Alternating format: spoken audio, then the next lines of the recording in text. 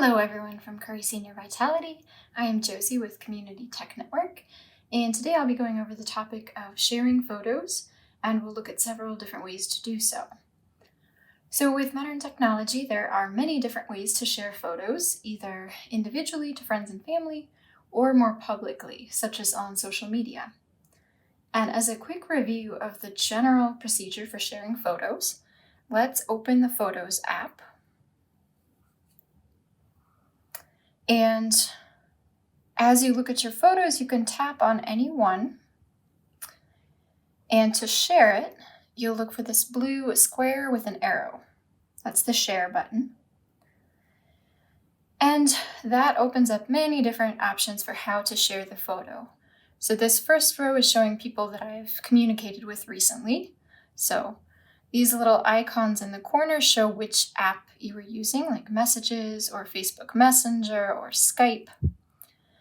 And then below that is different apps that you can share through. So just depending on which apps you have installed, you might have different options here. So that is one way. Just choosing the app that you want to, for example, send it as an email attachment, send it through Facebook. But today I wanted to focus more specifically on, shared albums. So first off, I'll mention that shared albums are really meant to be shared between Apple users. So although there are some ways to share them with non-Apple users, it really doesn't give the same amount of access, and it isn't super convenient. So for the sake of simplicity, I recommend using shared albums just with other people that you know have an iPhone or an iPad or a Mac computer. That's really what it's meant for. So what is a shared album? When it's set up, multiple Apple users have access to a photo album, and everyone included in that shared album can add photos, view photos, comment, etc. So if you're new to this, I would recommend first opening your settings and then tap on your name. Go to iCloud, Photos, and here you just want to make sure that the shared albums is turned on. So if it's gray, just tap on it to turn that on. And once you've checked that that's working, we can go back into Photos, and let's take a look at how to create a shared album. So if you don't have a side menu up on the left side, this little icon in the top left will open up that panel where you can find different categories. And when you scroll down, you'll find shared albums. So if there are no details there, just tap it and see if anything comes up. So if you're already in a shared album, you'll see those album names there. But to create a new album, tap right here. The next thing is to create a name for your shared album. So as an example, we'll do family photos. And tap next. All right, now here's where you need to decide who you want to invite to this shared album. So if someone is in your contacts, you can just start to type their name. And you may see some things come up, like, okay, I'm gonna add myself actually. You can also tap on this plus sign to open up a list of your contacts and then just select the person or people that you want to add. If someone's not in your contacts, you could invite them by typing their email address or their phone number. And again, this is just for Apple users. So that email or phone number would have to be associated with their Apple ID. All right, so now that I have someone added here, I'll tap Create.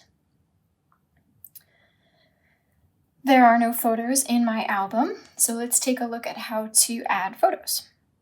I'll just tap on this plus sign, and this will open up all the photos that I have on my device. So I'll just add a couple here. So you can tap on multiple photos, the little blue check mark shows what's selected, and then tap done. And when you add photos to a shared album, you will also get this option to write something if you'd like. It's totally optional, but let's say you have a shared album with other family members and you're posting some pictures from what you did over the weekend. You might say, oh, we took a trip to the beach, for example. Perfect. And post. So it's kind of like a post on social media, but it's limited to only those people that are added to the shared album. All right, so next I want to show you kind of what it looks like if someone else invites you to a shared album. So those invitations would come to the person's email. And let's take a look. Yes, so this was an email I got where Josie invited me to a shared album. So it looks kind of like this. They use the word subscribe, so that just means you're accepting that invitation and you do want to be included in the shared album. All right, so once you are a part of some shared albums, you'll also see this activity section. So in the left side panel, it's within this For You category, and there's shared album activity. So it just kind of keeps track of all the different changes and things that have happened within your shared albums. So it looks a lot like a news feed kind of on Facebook, for example. And if you don't like looking at the shared album activity in this way, you can also always scroll down here in the left panel and go into a specific shared album. So for example, there's one called Winter Break. And within that, you'll see all the photos. So again, this could be photos added by several different people. Maybe your mom added some, maybe your brother added some, maybe a friend added some. Whoever is invited to the group can add their own photos. And you'll find too, if you tap on a photo, you can also do several things like give it a thumbs up. In this case, this photo has a comment on it. So if you open that up, you can see the comments. You can add your own comments. Cute. Send. So it's kind of like a more private way of sharing and interacting with photos within a small group. Also, so once you're in a shared album like Winter Break, there is this little person icon with a check mark, which if you tap that, it will show you some information like who owns that album, who created it, and who is included. So right now on this iPad, I am instructor 1, and Josie Boyle created this album and invited me.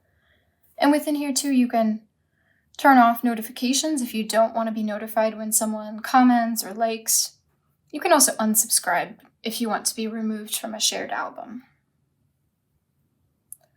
And again, if I wanted to add my own photos to this, I would just tap the plus sign. If I go to a shared album that I created and I tap on the same little person icon, you have more powers when you created the album. So I can invite other people. I can determine if I want the subscribers to be able to post. Normally you would want them to be able to post, but I suppose if it was a really a big group and you just wanted them to be able to see your photos, you could always turn that off. Public website, that's a way that you can make shared albums available to non-Apple users, but we won't go into that exactly. Notifications, or you can always delete a shared album if you created it. And if there is activity in a shared album, as long as you have notifications turned on, you will get a notification, which you can check always by swiping down from the top. And here's what it looks like.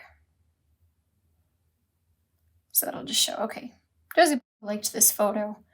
So this would be likes or comments.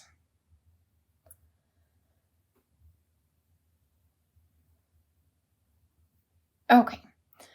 And then working with the photos you've added is a lot like you would do in just regularly dealing with your photos. If you tap and hold on one, you'll get some options like to delete from shared album, to share that photo, to copy.